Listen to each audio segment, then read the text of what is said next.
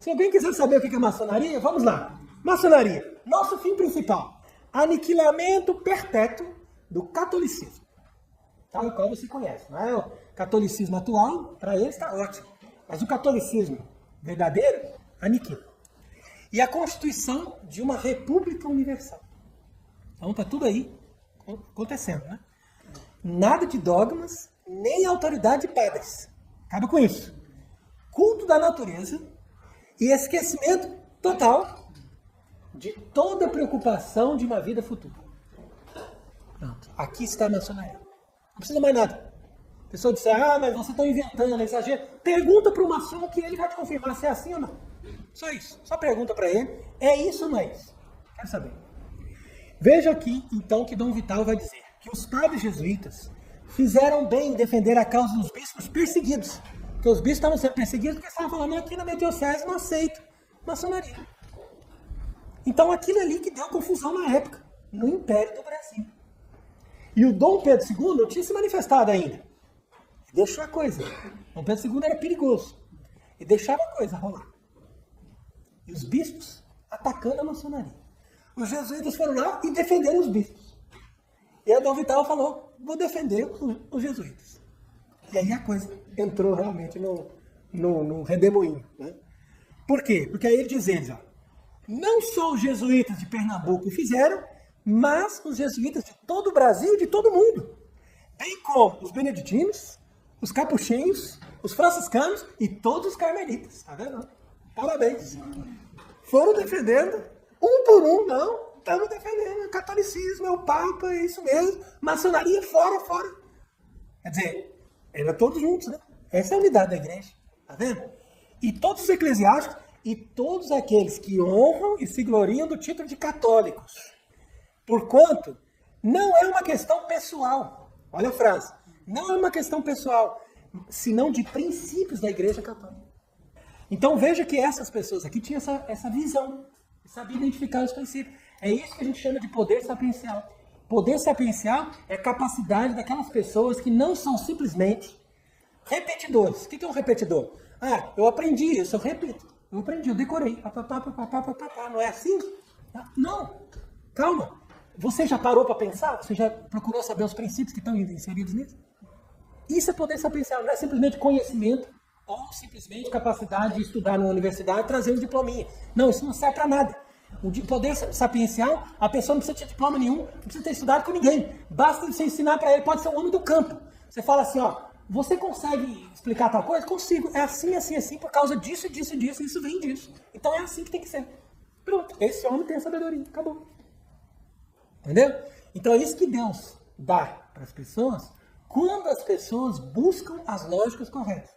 Se você deixar uma criança desenvolver normalmente, lidar com a terra, fazer as coisas simples e perceber as coisas e tentar julgar as coisas sem fazer lavagem cerebral nessa criança, ele consegue desenvolver o poder sapiencial que ele tem. Porque Deus dá para todas as pessoas.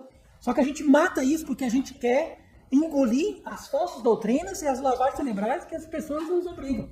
E aí a gente não tem mais capacidade de pensar. A gente só repete. Ou então só diz, não, aprendi assim, é assim, acabou.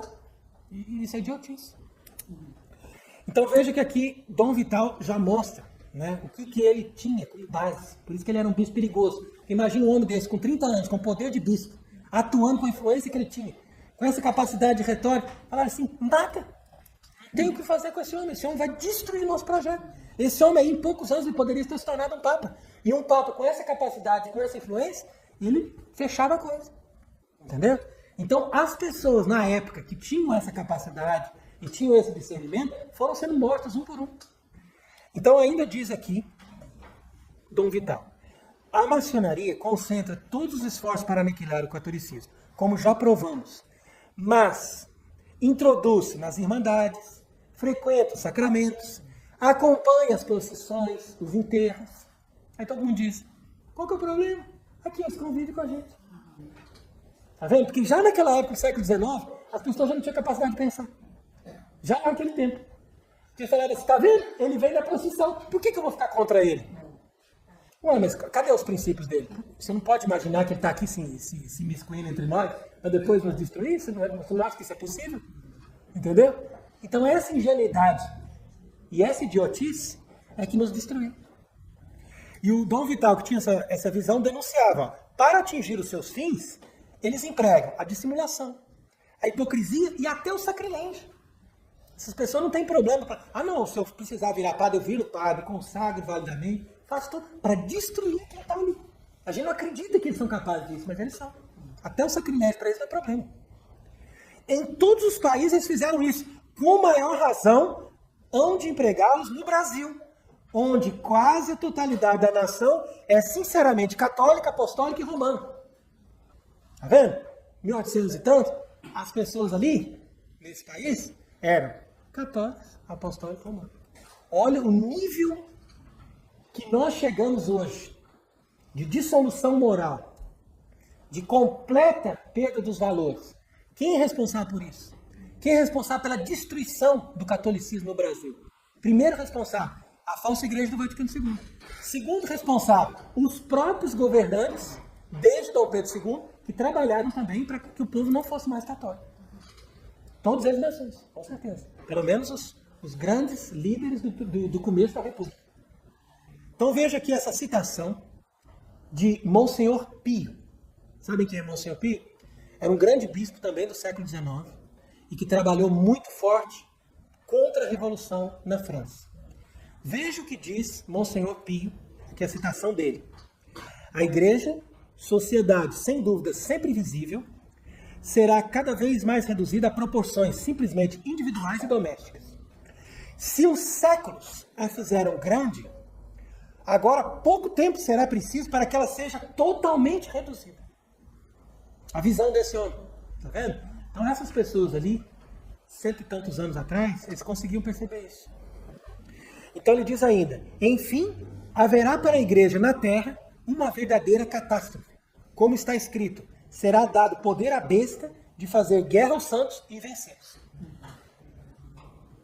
Pronto, então aqui eu coloquei essa citação para mostrar que o Dom Vital estava muito certo e que nós chegamos nesse tempo aqui, que a besta fez guerra aos santos, os venceu e nós hoje somos proporções individuais e domésticas. Diz ainda o Dom Vital, em toda parte se recusa o ensino católico. Tá vendo? Então os jesuítas eram expulsos por causa disso, porque os inimigos da igreja percebiam que eles ensinavam os jovens a pensar e a pensar de forma correta segundo os princípios do catolicismo. Por isso que eles pensavam, ora, se nós queremos destruir a civilização cristã, temos que começar pelos jesuítas, porque eles estão ensinando os jovens, estão ensinando o catolicismo. Isso aí é um perigo. Então diz ali Dom Vital, em toda parte se recusa o ensino católico, eles dizem, não, nós não queremos esse ensino, porque isso aí é ultramontanismo. É o nome que eles davam. Então, para quem defende o Papa e não está de acordo com o galicanismo, ou seja, com esse pensamento de deixar o Papa está lá em Roma, deixa ele, faz o que ele quiser, entendeu? Então, quem não aceita isso é ultramontanismo, quer dizer que você está lá, com o Papa lá, entendeu? Ou então, jesuitismo, ou então romanismo, né? Coisas que hoje em dia eles chamam você de vacantismo e tal. Quer dizer, por causa disso. Porque eles têm que inventar um ismo para não aceitar que você defende a verdadeira religião.